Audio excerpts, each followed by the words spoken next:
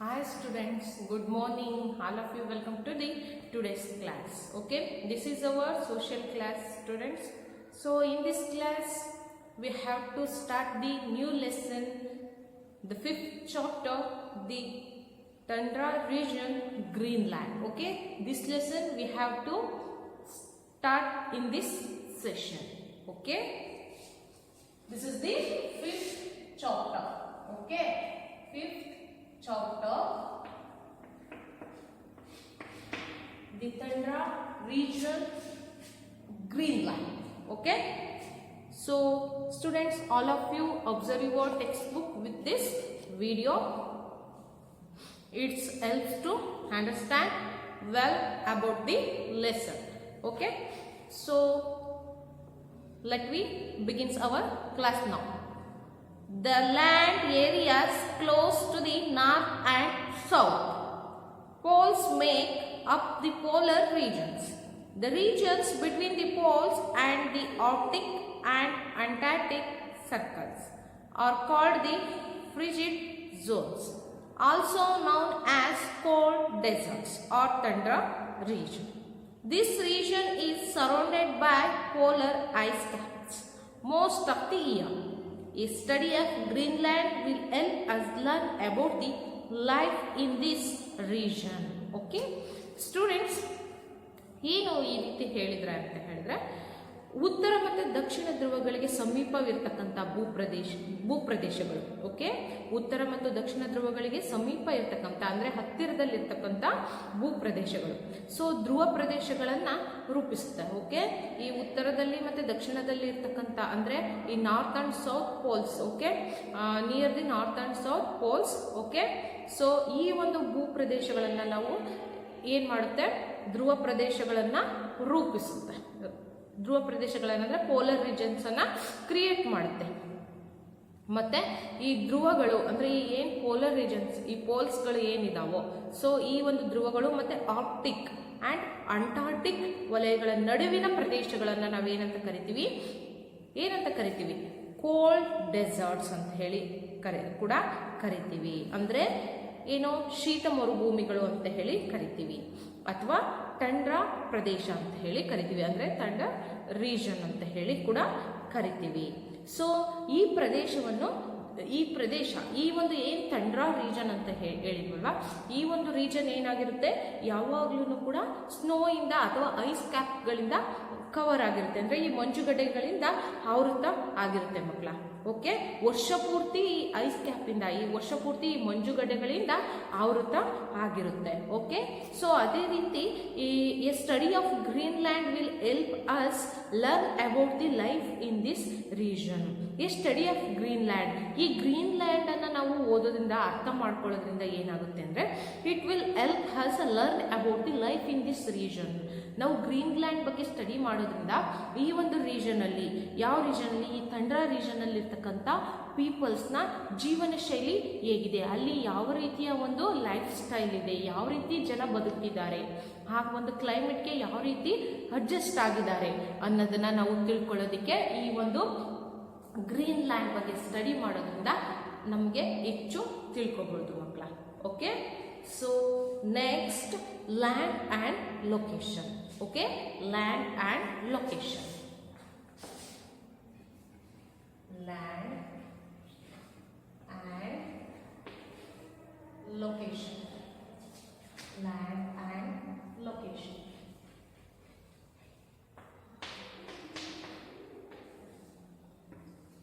Land and location. So Greenland lies to the northeast of Canada. Most of Greenland falls in the Arctic Circle and is very close to the North Pole. It has the Atlantic Ocean to the south and the Arctic Ocean to the north. It is the largest island in the world. The first European who visited Greenland was an explorer called Erik the Red. He gave the Iceland its name. Okay, so ಮಕ್ಕಳ ಈ ಒಂದು Greenland ಅಂತಕ್ಕಂಥದ್ದು ಅಂದರೆ ಈ ಹಸಿರು ಭೂಮಿ ಅಂತಕ್ಕಂಥದ್ದು ಕೆನಡಾದ ಈಶಾನ್ಯ ಭಾಗದಲ್ಲಿದೆ. ಕೆನಡಾ ಕಂಟ್ರಿಲಿ ಈಶಾನ್ಯ ಅಂದರೆ ನಾರ್ತ್ ಈಸ್ಟರ್ನ್ ಅಂತ ಹೇಳ್ತೀವಲ್ವಾ. ಸೊ ಈ ರೀತಿ ಈ ಕೆನಡಾದಲ್ಲಿ ಈ ಗ್ರೀನ್ಲ್ಯಾಂಡ್ ಅಂತಕ್ಕಂಥದ್ದು ಈಶಾನ್ಯದಲ್ಲಿದೆ. ಸೊ ಈ ಗ್ರೀನ್ಲ್ಯಾಂಡ್ನ ಹೆಚ್ಚಿನ ಭಾಗ, ಈ ಒಂದು ಗ್ರೀನ್ಲ್ಯಾಂಡ್ನ ಒಂದು ಹೆಚ್ಚಿನ ಭಾಗ ಅಂದರೆ ಲಾರ್ಜ್ ಏರಿಯಾ, ಹೆಚ್ಚು ಭೂಪ್ರದೇಶ ಏನಾಗಿದೆ ಆರ್ಕ್ಟಿಕ್ಸ್ ವೃತ್ತದಲ್ಲಿ ಬರುತ್ತೆ. ಈ ಆರ್ಕ್ಟಿಕ್ಸ್ ಅಂತಕ್ಕಂಥ ಆ ಒಂದು ರೀಜನಲ್ಲಿ, ಆ ಒಂದು ಏರಿಯಾದಲ್ಲಿ ಬರುತ್ತೆ. ಸೊ ಮತ್ತೆ ಇದು ಉತ್ತರ ಧ್ರುವಕ್ಕೆ ಅಂದರೆ ಈ ನಾರ್ತ್ ಪೋಲ್. ಸೊ ಈ ಒಂದು ನಾರ್ತ್ ಪೋಲ್ಗೆ ಈ ಒಂದು ರೀಜನ್ ಏನು ಈ ಗ್ರೀನ್ಲ್ಯಾಂಡ್ ಅಂತಕ್ಕಂಥದ್ದು ಬಹಳ ಹತ್ತಿರದಲ್ಲಿದೆ ಮಕ್ಕಳ. ಸೊ ಇದು ದಕ್ಷಿಣಕ್ಕೆ ಅಟ್ಲಾಂಟಿಕ್ ಸಾಗರವನ್ನು ಹೊಂದಿದೆ. ಅದೇ ರೀತಿ ಈ ಸೌತ್ ಪಾರ್ಟ್ ಈ ಒಂದು ಡೈರೆಕ್ಷನಲ್ಲಿ ಏನಿದೆ ಅಟ್ಲಾಂಟಿಕ್ ಓಷನ್ ಇದೆ. ಓಕೆ, ಅಟ್ಲಾಂಟಿಕ್ ಸಾಗರವನ್ನು ಹೊಂದಿದೆ ಅಂದರೆ ಮಹಾಸಾಗರವನ್ನು ಹೊಂದಿದೆ ಮಕ್ಕಳ. ಸೊ ಮತ್ತೆ ಉತ್ತರಕ್ಕೆ ನಾರ್ತಲ್ಲಿ ಏನಿದೆ ಆರ್ಟಿಕ್, ಈ ಉತ್ತರ ಭಾಗದಲ್ಲಿ ಆರ್ಟಿಕ್ ಮಹಾಸಾಗರ, ಅಲ್ಲಿನೂ ಕೂಡ ಆರ್ಟಿಕ್ ಓಷನ್ ಅನ್ನ ಹೊಂದಿದೆ. ಗೊತ್ತಾಯ್ತಲ್ವಾ? ಸೊ ಇದು ಇಡೀ ಪ್ರಪಂಚದಲ್ಲೇ ಅಂದರೆ ವಿಶ್ವದಲ್ಲಿನೇ ಅತಿ ದೊಡ್ಡ ದ್ವೀಪ ಆಗಿದೆ. ಗೊತ್ತಾಯ್ತಲ್ವಾ? ಇಡೀ ಪ್ರಪಂಚದಲ್ಲೇ ಅಥವಾ ವಿಶ್ವದಲ್ಲಿನೇ ಇದು ಒಂದು ಅತಿ ದೊಡ್ಡ ದ್ವೀಪವಾಗಿದೆ. ಸೊ ಈ ಒಂದು ಗ್ರೀನ್ಲ್ಯಾಂಡ್, ಈ ಏನು ಹಸಿರು ಭೂಮಿ ಅಂತ ಹೇಳ್ತೀವಲ್ವಾ, ಈ ಒಂದು ಗ್ರೀನ್ಲ್ಯಾಂಡ್ಗೆ ಭೇಟಿ ನೀಡಿದ ಯುರೋಪಿಯನ್ನ ಒಬ್ಬ ಪರಿಶೋಧಕ, ಓಕೆ, ಯುರೋಪಿಯನ್ನಲ್ಲಿ ಇರ್ತಕ್ಕಂಥ ಒಬ್ಬ ಪರಿಶೋಧಕ ಆ ಒಂದು ನಾವು ಏನು ಹೇಳಿದ್ವಲ್ಲ ಗ್ರೀನ್ಲ್ಯಾಂಡ್ ಅಂತ, ಆ ಗ್ರೀನ್ಲ್ಯಾಂಡ್ಗೆ ಯುರೋಪಿಯನ್ನ ಒಬ್ಬ ಪರ್ಸನ್ನು ಭೇಟಿ ನೀಡ್ತಾನೆ. ಅಂದರೆ ಯಾರು ಪರಿಶೋಧಕರಾಗಿ ಅಲ್ಲಿ ಭೇಟಿ ನೀಡ್ತಾರೆ. ಓಕೆ, ಅವರು ಈಗ್ ದಿ ರೆಡ್ ಎಂತಕ್ಕಂಥ ಒಬ್ಬ ಪರಿಶೋಧಕ ಆ ಒಂದು ಗ್ರೀನ್ಲ್ಯಾಂಡ್ಗೆ ಭೇಟಿ ನೀಡ್ತಾರೆ. ಸೊ ಅವರು ಆ ದ್ವೀಪಕ್ಕೆ ಅದರ ಹೆಸರನ್ನ ನೀಡ್ತಾರೆ. ಗೊತ್ತಾಯ್ತಲ್ವಾ? ಈ ಗ್ರೀನ್ಲ್ಯಾಂಡ್ ಅಂತ ನಾವು ಏನು ಕರಿತೀವಲ್ವಾ, ಈ ಗ್ರೀನ್ಲ್ಯಾಂಡ್ ಅಂತಕ್ಕಂಥ ಒಂದು ಹೆಸರನ್ನ ಯಾರು ಕೊಡ್ತಾರೆ? ಯುರೋಪಿಯನ್ನ ಒಬ್ಬ ಒಬ್ರು ಶೋಧಕರು ಏನ್ ಮಾಡ್ತಾರೆ, ಈಗ್ ದಿ ರೆಡ್ ಅಂತಕ್ಕಂಥ ಒಂದು ಹೆಸರನ್ನ ಆ ಒಂದು ಈಗ್ ದಿ ರೆಡ್ ಅಂತಕ್ಕಂಥ ಹೆಸರಿನ ಒಬ್ಬ ಯುರೋಪಿಯನ್ ವ್ಯಕ್ತಿ ಗ್ರೀನ್ಲ್ಯಾಂಡ್ ಅಂತಕ್ಕಂಥ ಒಂದು ಹೆಸರನ್ನ ಆ ಒಂದು ರೀಜನ್ಗೆ ಕರೀತಾರೆ ಮಕ್ಕಳ. ಗೊತ್ತಾಯ್ತಲ್ವಾ? ಸೊ ಈ ಗ್ರೀನ್ಲ್ಯಾಂಡ್ ಹೆಸರನ್ನ ಯಾರು ಕರೀತಾರೆ? ಈಗ್ ದಿ ರೆಡ್ ಅಂತಕ್ಕಂಥ ಯುರೋಪಿಯನ್ ಪರಿಶೋಧಕರು ಆ ಒಂದು ಹೆಸರನ್ನ ಆ ಒಂದು ರೀಜನ್ಗೆ ಇಡ್ತಾರೆ ಮಕ್ಕಳ. So next students, Greenland belongs to the European country of Denmark. ಈ ಗ್ರೀನ್ಲ್ಯಾಂಡ್ ಅಂತಕ್ಕಂಥದ್ದು belongs to the European country. ಈ ಗ್ರೀನ್ಲ್ಯಾಂಡ್ ಯಾವುದಕ್ಕೆ ಸಂಬಂಧಪಡುತ್ತೆ? ಯುರೋಪಿಯನ್ಗೆ, ಅಂದರೆ ಯುರೋಪಿಯನ್ ದೇಶ ಡೆನ್ಮಾರ್ಕಿಗೆ ಸಂಬಂಧಪಟ್ಟಿರ್ತಕ್ಕಂಥದ್ದು. ಯುರೋಪಿಯನ್ ಕಂಟ್ರಿ ಅದು ಒಂದು. ಓಕೆ, ಗ್ರೀನ್ಲ್ಯಾಂಡ್ ಯುರೋಪ್ಗೆ ಸೇರಿರ್ತಕ್ಕಂಥದ್ದು. ಗೊತ್ತಾಯ್ತಲ್ವಾ? ಸೊ ಯುರೋಪಿಯನ್ ಕಂಟ್ರಿ ಡೆನ್ಮಾರ್ಕ್ಗೆ ಸೇರಿರ್ತಕ್ಕಂಥದ್ದು. But it has had its own government since 1981. But it has had its own government. So ಈ ಒಂದು ರೀಜನ್ ಏನಿದೆ, ಈ ಗ್ರೀನ್ಲ್ಯಾಂಡ್ ಅಂತ ಏನು ಹೇಳಿದ್ನ, ಈ ಯುರೋಪಿಯನ್ ಕಂಟ್ರಿ ಅಂತ ನಾವು ಏನು ಹೇಳಿದ್ವಲ್ವಾ, so its has own government. 1981ರಲ್ಲಿ ಇದು ತನ್ನದೇ ಆದಂತಹ ಒಂದು ಸ್ವಂತ ಸರ್ಕಾರವನ್ನು ಹೊಂದಿತ್ತು, ತನ್ನದೇ ಆದಂಥ ರೂಲ್ಸು ರೆಗ್ಯುಲೇಷನ್ಸು. ಗೊತ್ತಾಯ್ತಲ್ವಾ? So the local people prefer to call their island Kalaallit Nunaat, which means our land in Inupiaq, their language. Greenland's capital, Guttorp, now Nuuk, is located on the west coast. ಗೊತ್ತಾಯ್ತಲ್ವಾ ಮಕ್ಕಳ? The local people prefers to call their Iceland Kaalilit Nunant. Okay, so ಅಲ್ಲಿರ್ತಕ್ಕಂಥ ಆ ಒಂದು ರೀಜನಲ್ಲಿರ್ತಕ್ಕಂಥ peoples ಏನು ಮಾಡಿದ್ರು, ಆ ಒಂದು ಪ್ಲೇಸ್ಗೆ, ಆ ಒಂದು ಐಸ್ಲ್ಯಾಂಡ್ಗೆ ಕಲಾಲಿಟ್ ನೂತ್ ಅಂತಕ್ಕಂಥ ಒಂದು ಹೆಸರನ್ನ ಕರಿಬೇಕು ಅಂತ ಅವರು ಪ್ರಿಫರ್ ಮಾಡಿ, ಅವರ ಇಷ್ಟ ಅದಾಗಿತ್ತು. So which means our land in Inupiaq, ಅಂದರೆ ಆ ಒಂದು ಅದರ ಅರ್ಥ ಇನುಪಿಯಾಕ್ ಅಂತ ಹೇಳಿ.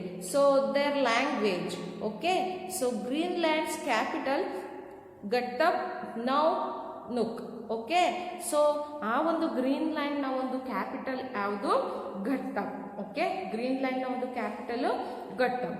ನೌನುಕ್ okay is located on the west coast. Okay, ಈ ಗಡ್ಡಬ್ ಅಂತಕ್ಕಂಥದ್ದು ಏನಿದೆ ಅಲ್ವಾ, ಈ ಒಂದು ಪ್ಲೇಸು ಈ ವೆಸ್ಟ್ ಕೋಸ್ಟ್ ಅಲ್ಲಿ ಅಂದ್ರೆ ಪಶ್ಚಿಮ ಕರಾವಳಿ ಪ್ರದೇಶದ ಒಂದು ರೀಜನ್ ಅಲ್ಲಿ ಬರುತ್ತೆ ಮಕ್ಕಳ. ಗೊತ್ತಾಯ್ತಲ್ವಾ?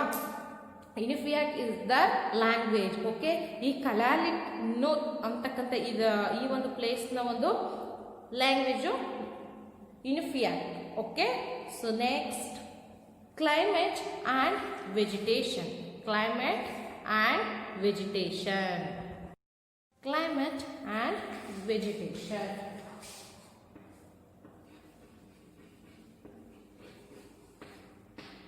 Climate and vegetation.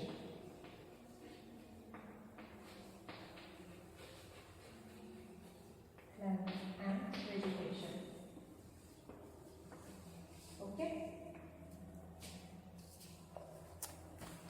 ಓಕೆ, ಆ ಒಂದು ಗ್ರೀನ್ಲ್ಯಾಂಡಲ್ಲಿ ಯಾವ ರೀತಿಯಾದಂಥ ಒಂದು ಕ್ಲೈಮೇಟ್ ಅಂದರೆ ವಾತಾವರಣ ಹೇಗಿದೆ, ಹವಾಗುಣ ಹೇಗಿದೆ, ಮತ್ತು ಅಲ್ಲಿನ ಒಂದು ವೆಜಿಟೇಷನ್ ಅಂದರೆ ಅಲ್ಲಿ ಯಾವ ರೀತಿಯಾದಂತಹ ಸಸ್ಯಗಳು ಬೆಳೆಯುತ್ತೆ ಅನ್ನೋದನ್ನು ನಾವು ತಿಳ್ಕೊಳ್ಳೋಣ ಮಕ್ಕಳ. So Greenland is far away from the equator. ಈ ಗ್ರೀನ್ಲ್ಯಾಂಡ್ ಅಂತಕ್ಕಂಥದ್ದು ತುಂಬ ಈ ಒಂದು ಸಮಭಾಜಕ ವೃತ್ತದಿಂದ ಈ ಒಂದು ಈಕ್ವಿಟರಿಂದ ತುಂಬ ದೂರದಲ್ಲಿದೆ. So therefore it receives the slanting rays of the sun. ಈ ಒಂದು ರೀಜನ್ ಅಲ್ಲಿ ಈ ಈಕ್ವಿಟರ್ ಇಂದ ದೂರ ಇರೋದ್ರಿಂದ, ಈ ಒಂದು ಗ್ರೀನ್ಲ್ಯಾಂಡ್ ಈಕ್ವಿಟರ್ ಇಂದ ದೂರ ಇರೋದ್ರಿಂದ ಏನಾಗುತ್ತೆ ಮಕ್ಕಳ, ಸನ್ ರೇಸಸ್ ಡೈರೆಕ್ಟ್ ಆಗಿ ಬೀಳೋದಿಲ್ಲ, ತುಂಬಾ ಸ್ಲ್ಯಾಂಟ್ ಆಗಿ ಬೀಳುತ್ತೆ, ಅಂದ್ರೆ ಶಾರ್ಟ್ ರೇಸಸ್ ಇರೋದಿಲ್ಲ. So next of the sun, even in summer, in the summer season ಅಲ್ಲಿ summer is short and lasts only for 3 months. ಸಮ್ಮರು ತುಂಬ ಶಾರ್ಟ್, ಬೇಸಿಗೆ ಕಾಲದ ಒಂದು ಅವಧಿ ತುಂಬಾನೇ ಕಡಿಮೆ ಇರುತ್ತೆ ಮಕ್ಕಳ. ಬೇಸಿಗೆ ಕಾಲದ ಒಂದು ಅವಧಿ ಏನಾಗಿರುತ್ತೆ, ಈಗ 4 months 5 months ವರೆಗೂ ರನ್ನಿಂಗ್ ಆಗೋದಿಲ್ಲ, ಜಸ್ಟ್ 3 months ಅಲ್ಲಿ ಕಂಪ್ಲೀಟ್ ಆಗಿಬಿಡುತ್ತೆ. Next it's only for 3 months. ಆ ಒಂದು 3 ತಿಂಗಳಲ್ಲೇ ಮುಗಿದೋಗ್ಬಿಡುತ್ತೆ, ಕಂಟಿನ್ಯೂಸ್ ಆಗಿ ತುಂಬ ಲಾಂಗ್ ಟರ್ಮ್ ಡ್ಯೂರೇಷನ್ ಅನ್ನ ತಗೊಳ್ಳೋದಿಲ್ಲ. So it is less cold than in winter. It is less cold than in winter ಅಂದರೆ ಈ ಚಳಿಗಾಲಕ್ಕೆ ಕಂಪೇರ್ ಮಾಡಿದರೆ ಅಷ್ಟೊಂದಾದಂಥ ಒಂದು ಚಳಿ ಇರೋದಿಲ್ಲ. So winters are very long and harsh. Winter ಯಾವ ಥರ ಇರುತ್ತೆ, ವೆರಿ ಲಾಂಗ್ ಟೈಮ್, ಇಲ್ಲಿ 3 monthsಗೆ ಸಮ್ಮರ್ ಕಂಪ್ಲೀಟ್ ಆಗಿಬಿಟ್ಟಿರುತ್ತೆ. ಬಟ್ ಏನಾಗಿರುತ್ತೆ, ಬೇಸಿಗೆ ಕಾಲ ತುಂಬ ಕಡಿಮೆ ಅವಧಿ ಇರುತ್ತೆ. ಬಟ್ ಚಳಿಗಾಲ ಏನಾಗುತ್ತೆ, ತುಂಬ ಈಗ 4 months 5 months ವರೆಗೂ ಕೂಡ ರನ್ನಿಂಗ್ ಆಗುವಂಥ ಚಾನ್ಸಸ್ ಇರುತ್ತೆ. ಸೊ ಗೊತ್ತಾಯ್ತಲ್ವಾ, ಇಲ್ಲಿ ಚಳಿಗಾಲ ಹೆಚ್ಚು ಅವಧಿ ಇರುತ್ತೆ, ಬೇಸಿಗೆಗಾಲ ಕಡಿಮೆ ಅವಧಿ ಇರುತ್ತೆ ಮಕ್ಕಳ. So winter R very long and harsh, ತುಂಬ ಹಾರ್ಶ್ ಆಗಿರುತ್ತೆ, ತುಂಬ ಕಠಿಣವಾಗಿರುತ್ತೆ, ಅಂದರೆ ಎಕ್ಸ್ಟ್ರೀಮ್, ತುಂಬ ತೀವ್ರವಾದಂಥ, ಇಟ್ಸ್ ಟು ಹಾರ್ಶ್, ತುಂಬ ತೀವ್ರವಾಗಿರ್ತಕ್ಕಂಥ ಚಳಿಯನ್ನು ಹೊಂದಿರುತ್ತೆ. Sometimes the sun cannot be seen for several weeks. Sometimes the sun cannot be seen for several weeks. ತುಂಬ ವಾರಗಳ ಕಾಲ ನಾವು ಸೂರ್ಯನೇ ನೋಡದೆ ಆಗದೆ, ಅಂದರೆ ಸೂರ್ಯನೇ ಕಾಣಿಸ್ತಾ ಇರೋದಿಲ್ಲ ಈ ಒಂದು ವಿಂಟರ್ ಸೀಸನಲ್ಲಿ. ಗೊತ್ತಾಯ್ತು ಅಲ್ವಾ, ತುಂಬ ದಿನಗಳವರೆಗೂ ಕೂಡ ನಾವು ಸೂರ್ಯನ ನೋಡೋದಕ್ಕೆ ಆಗದೆ ಇರ್ತಕ್ಕಷ್ಟು ಚಳಿ ಇರುತ್ತೆ.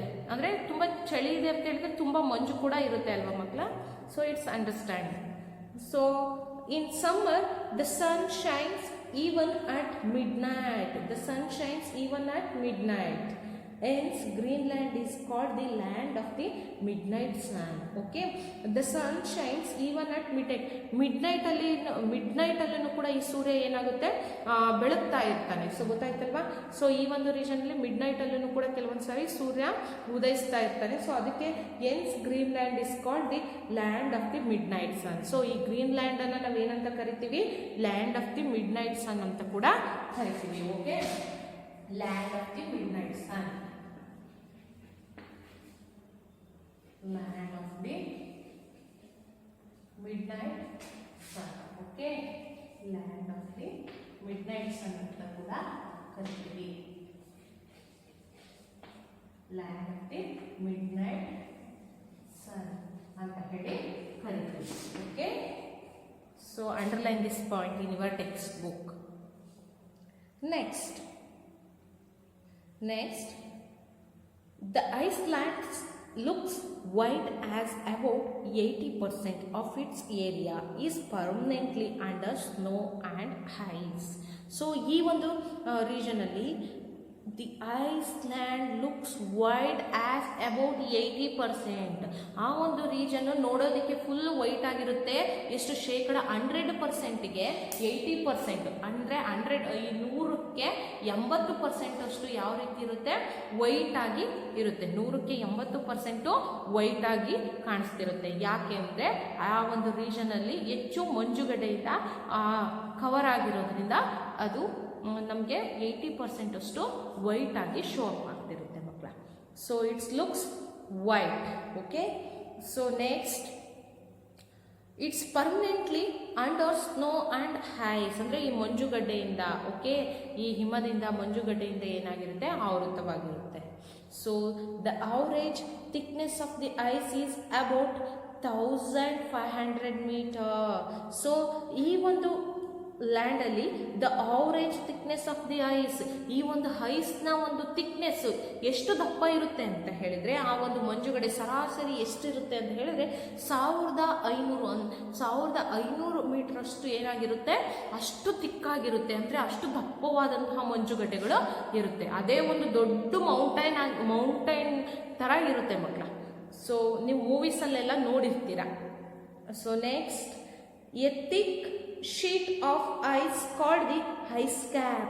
A thick sheet of ice called, ಅಂದರೆ thick sheet of ice, ತುಂಬ ದಪ್ಪವಾಗಿರ್ತಕ್ಕಂಥ thick sheets of ice called the ice cap. ಅಂದರೆ ಈ ಒಂದು ದಪ್ಪದಾದಂತಹ ಒಂದು ಐಸ್ನ ಒಂದು ಏನು ಲೇಯರ್ ಇದೆನೋ ಅದನ್ನು ನಾವು ಏನಂತ ಕರಿತೀವಿ, ಐಸ್ ಕ್ಯಾಪ್ ಅಂತ ಹೇಳಿ ಕರಿತೀವಿ. ಗೊತ್ತಾಯ್ತಲ್ವಾ, ಏನಂತ ಕರಿತೀವಿ, ಐಸ್ ಕ್ಯಾಪ್ ಅಂತ ಹೇಳಿ ಕರಿತೀವಿ. So next covers the land. ಈ ಒಂದು ಐಸ್ ಕ್ಯಾಪ್ ಇಂದ ಏನಾಗುತ್ತೆ, A thick sheet of ice called the ice cap and it covers the land. Okay, ಈ ಒಂದು ಐಸ್ ಕ್ಯಾಪ್ ಏನು ಮಾಡಿರುತ್ತೆ, ಆ ಒಂದು ಲ್ಯಾಂಡ್ನ ಕವರ್ ಮಾಡಿರುತ್ತೆ. ಏನು ಮಾಡಿರುತ್ತೆ, ಕವರ್ ಮಾಡಿರುತ್ತೆ ಮಕ್ಕಳ. ಗೊತ್ತಾಯ್ತಲ್ವಾ, ಈ ಒಂದು ತಿಕ್ಕಾಗಿರ್ತಕ್ಕಂಥ ಐಸ್ ಕ್ಯಾಪ್ ಏನು ಮಾಡಿರುತ್ತೆ, ಆ ಒಂದು ಲ್ಯಾಂಡನ್ನು cover ಮಾಡಿರುತ್ತೆ.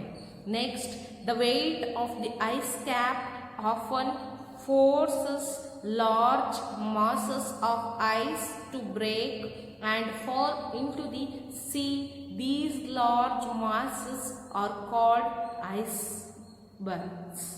Students, the weight of the ice cap, ಆ ಒಂದು ಐಸ್ ಕ್ಯಾಪ್ನ ಒಂದು ವೆಯ್ಟ್ ಏನಿರುತ್ತೆ ಅಂದರೆ often forces large masses of ice to break and fall into the sea. ನೋಡಿ, ಈ ವೆಯ್ಟ್ ಇರ್ತಕ್ಕಂಥ, ಅಂದರೆ ನಾನು ಹೇಳಿದೆ 1500 ಮೀಟರ್ ಅಷ್ಟು ತಿಕ್ಕಾಗಿ, ಅಷ್ಟು ದಪ್ಪವಾಗಿರ್ತಕ್ಕಂಥ ಒಂದು ಐಸ್ ಕ್ಯಾಪ್ಸ್, ಮಂಜುಗಡ್ಡೆಗಳ ಒಂದು ಪರ್ವತನೆ ಅಂತಲೇ ಹೇಳ್ಬೋದು. ಓಕೆ, ಈ ಮಂಜುಗಡ್ಡೆಯ ಕಲ್ಲು ಅಂತಲೂ ಕೂಡ ನಾವು ಕರಿಬೋದು ಅಂತ ಅನಿಸುತ್ತೆ ಮಕ್ಕಳ. ಸೊ ಆ ಒಂದು ಐಸ್ ಕ್ಯಾಪ್ಸ್ನ ಒಂದು ವೆಯ್ಟ್, ಓವರ್ ವೆಯ್ಟ್ ಇರೋದ್ರಿಂದ, ಹೆಚ್ಚು ಭಾರ ಇರೋದ್ರಿಂದ ಏನಾಗಿರುತ್ತೆ, ಅದು ತುಂಬ ಲಾರ್ಜ್ ಆಗಿ ತುಂಬ ತಿಕ್ಕಾಗಿ ಇರೋದ್ರಿಂದ ಆ ಐಸ್ ಕ್ಯಾಪ್ಗಳು ಮುರ್ಕೊಂಡ್ಬಿಟ್ಟು ಏನಾಗುತ್ತೆ, ಈ ಸಮುದ್ರಗಳಲ್ಲಿ break and fall into the sea. ಆ ಐಸ್ ಕ್ಯಾಪ್ಸು ಮುರ್ಕೊಂಡ್ಬಿಟ್ಟು ಆ ಸಮುದ್ರಗಳಲ್ಲಿ ಬೀಳುತ್ತೆ ಮಕ್ಕಳ. So next these large masses are called icebergs. ಈ ಒಂದು ಲಾರ್ಜ್ ಮಾಸಸ್ ಅಂದರೆ ಈ ಒಂದು ಮಂಜುಗಡ್ಡೆ, ಈ ಒಂದು ಐಸ್ ಕ್ಯಾಪ್ಸ್ನ ನಾವು ಏನಂತ ಕರಿತೀವಿ ಅಂದರೆ these large masses are called icebergs ಅಂತ ಹೇಳಿ ಕರಿತೀವಿ. ಐಸ್ಬರ್ಗ್ಸ್ ಅಂತ ಹೇಳಿ ಕರಿತೀವಿ. ಆ ದೊಡ್ಡ ದೊಡ್ಡ ಮಂಜುಗಡ್ಡೆಯ ಬಂಡೆ ಟೈಪ್ ಇರುತ್ತಲ್ಲ, ಅವನ್ನ ನಾವು ಐಸ್ಬರ್ಗ್ಸ್ ಅಂತ ಹೇಳಿ ಕರಿತೀವಿ ಮಕ್ಕಳ. Most part of an iceberg is under the water. Most part of an iceberg is under the water. ಈ ತರಹದ ಒಂದು ಮಂಜುಗಡ್ಡೆಯ ಒಂದು ಈ ಕಲ್ಲು ಅಂತಾನೆ ಹೇಳಿದ್ನೆ ಅಲ್ವಾ, ನಾನು ಹೇಳಿದೆ ಆ ಟೈಪ್ ನಿಮಗೆ ಅರ್ಥ ಆಗಲಿ ಅಂತ ಹೇಳ್ಬಿಟ್ಟು. ಈ ಮಂಜುಗಡ್ಡೆ ಟೈಪ್ ಇರ್ತಕ್ಕಂಥ ದೊಡ್ಡ ದೊಡ್ಡದಾಗಿರ್ತಕ್ಕಂಥ ಒಂದು ಆ ಹುಂಡೆಗಳು ಏನಿರುತ್ತೆ, ಅದು ಹೆಚ್ಚು ಇರೋದು ನೀರಿನ ಆಳದಲ್ಲಿ. ಗೊತ್ತಾಯ್ತಲ್ವಾ, ನಮ್ಮ ಟೆಕ್ಸ್ಟ್ ಬುಕ್ಕಲ್ಲಿ ಇಲ್ಲಿ ತೋರಿಸಿದ್ದಾರೆ ನೋಡಿ. ಸೊ ಈ ರೀತಿ ಹೆಚ್ಚು ನೀರಲ್ಲಿನೇ ಇರ್ತಕ್ಕಂಥದ್ದು. So next A small pot and only a small part is above the water level. ಅಂದರೆ ಜಸ್ಟ್ ಅತಿ ಹೆಚ್ಚು ಒಳಗಡೆನೆ ನೀರಿನ ಆಳದಲ್ಲಿ ಇರುತ್ತೆ. ಸೊ ಬಟ್ ಸ್ವಲ್ಪ ಅಂದರೆ small part is above the water level, ನೀರಿನ ಮೇಲ್ಮೈಯಲ್ಲಿ ಇರುತ್ತೆ. they are often not visible due to thick fog in this region. They are often not visible. They are often not visible. ಗೊತ್ತಾಯ್ತಲ್ವಾ? They are often not visible. ನಾವು ನೋಡೋದಕ್ಕೂ ಕೂಡ ಆಗೋದಿಲ್ಲ due to thick fog in this region. ಯಾಕೆಂದರೆ ನಮಗೆ ನೋಡೋದಕ್ಕೂ ಆಗೋದಿಲ್ಲ ಅಂತ ಹೇಳಿದ್ರೆ ಆ ಒಂದು ರೀಜನಲ್ಲಿ ಹೆಚ್ಚು ಮಂಜುಗಡ್ಡೆ ಹಿಮ ಮಂಜು ಇರೋದ್ರಿಂದ ಏನಾಗುತ್ತೆ, ನಾವು ಜಸ್ಟ್ ನೋಡೋದಕ್ಕೂ ಕೂಡ ವಿಸಿಬಲ್ ಆಗೋದಿಲ್ಲ, ಕಾಣಿಸೋದಿಲ್ಲ. ಇಲ್ಲೇನು ನೋಡಿ, ಈ ವಿಂಟರ್ ಸೀಸನಲ್ಲಿ ಚಳಿಗಾಲದಲ್ಲಿ ಮಾರ್ನಿಂಗ್ ಟೈಮು ಫುಲ್ ಸ್ನೋ ಇರುತ್ತೆ ಅಲ್ವಾ. ಸೊ ಆ ಒಂದು ಸ್ನೋನಲ್ಲೇ ನಮ್ಮ ಎದುರಿಗೆ ಆ ಸ್ನೋ ಒಳಗಡೆಯಿಂದ ಬರ್ತಾ ಇರ್ತಾರಲ್ವಾ. ಸೊ ದೂರದಲ್ಲಿ ಅದು ಫುಲ್ ಕವರ್ ಆಗಿರೋದ್ರಿಂದ ನಾವು ನೋಡಿದರೆ ಅಲ್ಲಿ ಯಾರೂ ಕಾಣಿಸ್ತಾ ಇರಲ್ಲ ಅಲ್ವಾ. ಸೊ ನಮ್ಮ ಒಂದು ಕ್ಲೈಮೇಟಲ್ಲೇ ಈ ರೀತಿ ಅಂತ ಹೇಳಿದ್ರೆ ಆ ಒಂದು ಈ ಶೀತ ಇರ್ತಕ್ಕಂಥ ಕೋಲ್ಡ್ ರೀಜನ್ಸಲ್ಲಿ ಯಾವ ರೀತಿ ಅನ್ನೋದನ್ನು ನಾವು ನಮ್ಮ ಮೈಂಡಲ್ಲಿ ತಿಳ್ಕೊಬೇಕು ಮಕ್ಕಳ. So next, these icebergs are very dangerous for ships passing through this region. So ಈ ಐಸ್ಬರ್ಗ್ಗಳು ಹೇಳಿದ್ವಲ್ವಾ, ಈ ಲಾರ್ಜ್ ಕ್ವಾಂಟಿಟಿಯಲ್ಲಿ ಇರ್ತಕ್ಕಂಥ ದೊಡ್ಡ ದೊಡ್ಡ ಈ ಮಂಜುಗಡ್ಡೆಯ ದಿಣ್ಣೆಗಳು ಅಂತಲೇ ಹೇಳ್ಬೋದು. ಆ ಒಂದು ಮಂಜುಗಡ್ಡೆಯ ಈ ಐಸ್ಬರ್ಗ್ಸ್ ಏನಿದೆನೋ, ಸೊ ಇವು ಹೆಚ್ಚು ನೀರಿನ ಆಳದಲ್ಲಿ ಇರೋದ್ರಿಂದ, ಸ್ವಲ್ಪ ಮಟ್ಟಿಗೆ ಮೇಲ್ಭಾಗದಲ್ಲಿ ಇರೋದ್ರಿಂದ ಏನಾಗುತ್ತೆ, it's dangerous to the ships passing. ಈ ಹಡಗುಗಳ ಒಂದು ಟ್ರಾನ್ಸ್ಪೋರ್ಟೇಷನ್ಗೆ, ಶಿಪ್ ಟ್ರಾನ್ಸ್ಪೋರ್ಟೇಷನ್ಗೆ ತುಂಬಾ ಡಿಫಿಕಲ್ಟ್ ಆಗುತ್ತೆ, ಗೊತ್ತಾಯ್ತಲ್ವಾ. ಸೊ ಜಾಸ್ತಿ ಹಡಗುಗಳು ಈ ಸ್ವಲ್ಪ ಆಕ್ಸಿಡೆಂಟ್ ಟೈಪ್ ಮಾಡ್ಕೊಂಡ್ಬಿಟ್ಟು ಫೇಲ್ಯೂರ್ ಆಗಿ ಮುಳುಗೋ ಚಾನ್ಸಸ್ ಇರುತ್ತಲ್ವಾ. ಸೊ ಇದು ಎಲ್ಲ ಹ್ಯಾಪನ್ಸ್ ಆಗೋದು ಈ ಒಂದು ಐಸ್ಬರ್ಗ್ಸ್ ಇಂದಾನೆ, ಗೊತ್ತಾಯ್ತಲ್ವಾ. Next, since the region is covered with ice most of the time. Since the region is covered with ice most of the time. ಈ ಒಂದು ರೀಜನ್ನಲ್ಲಿ ಈ ಮೋಸ್ಟ್ ಆಫ್ ದಿ ಟೈಮ್ ಅಂದರೆ ಹೆಚ್ಚು ಅವಧಿ ಈ ಸ್ನೋ ಇಂದಾನೆ ಕವರ್ಡ್ ಆಗಿರುತ್ತೆ. So next, vegetation is sparse plants that grow in summer. After the ice melts, consists of sedge, cotton, grass and lichen. Okay, so ಮಕ್ಕಳ, ಈ ಒಂದು ವೆಜಿಟೇಷನ್, ಈ ಒಂದು ರೀಜನಲ್ಲಿ ಇರ್ತಕ್ಕಂಥ ವೆಜಿಟೇಷನ್ ಅಂದರೆ ಅಲ್ಲಿರ್ತಕ್ಕಂಥ ಒಂದು ಯಾವ ರೀತಿಯಾದಂಥ ಒಂದು ಪ್ಲಾಂಟ್ಸ್ ಬೆಳೆಯುತ್ತೆ ಅಂತ ಹೇಳಿದರೆ, the plants grow in summer after the eyes melts. ಅಂದರೆ ಆ ಒಂದು ವಿಂಟರ್ ಸೀಸನ್ ಕಂಪ್ಲೀಟ್ ಆದಮೇಲೆ, ಸಮ್ಮರ್ ಸೀಸನ್ ಕಮೆನ್ಸ್ ಆದಮೇಲೆ ಮಂಜುಗಡ್ಡೆ ಎಲ್ಲ ಕರಗಿಬಿಟ್ಟು ನೀರು ಆಗಿ ಎಲ್ಲ ಫುಲ್ ಮೆಲ್ಟ್ ಆದ ನಂತರ ಮಂಜು ಇರ್ತಕ್ಕಂಥ ಮಂಜುಗಡ್ಡೆಗಳು, ಈ ಐಸ್ಬರ್ಗ್ಸ್ ಏನಿದೆನೋ, ಸೊ ಈ ರೀತಿ ಇರ್ತಕ್ಕಂಥ ಐಸ್ಬರ್ಗ್ಸ್ ಎಲ್ಲನೂ ಕೂಡ ಮೆಲ್ಟ್ ಆದಮೇಲೆ, ನೀರಾಗಿ ಕರಗಿ ಹೋದ್ಮೇಲೆ ಆ ಒಂದು ಪ್ಲೇಸಸ್ಸಲ್ಲಿ ಪ್ಲಾಂಟ್ಸ್ ಗ್ರೋ ಅಪ್ ಆಗುತ್ತೆ, ಗಿಡಗಳು ಬೆಳೆಯುತ್ತೆ. ಯಾವ್ಯಾವುದು? ಕಾಟನ್ ಗ್ರಾಸ್, ದಟ್ ಮೀನ್ಸ್ ಹತ್ತಿ ಹುಲ್ಲು ಅಂತಲೇ ಹೇಳ್ಬೋದು. Cotton grass and lichen. Lichen means ಈ ಕಲ್ಲು ಅಂತಕ್ಕಂಥ ಈ ಒಂದು ಎರಡು ಪ್ಲಾಂಟ್ಸ್ಗಳು ಆ ಒಂದು ವಿಂಟರ್ ಸೀಸನ್ ಕಂಪ್ಲೀಟ್ ಆದಮೇಲೆ ಸಮ್ಮರ್ ಸೀಸನ್ ಕಮೆನ್ಸ್ ಆದಮೇಲೆ ಈ ರೀತಿಯಾದಂಥ ಒಂದು ಪ್ಲಾಂಟ್ಸು ಬೆಳೆಯುತ್ತೆ ಮಕ್ಕಳ. Okay, so in the next class, remaining part of this lesson we will discussing. Okay, all of you put one small mark in front of the word lichen. Okay, thank you students.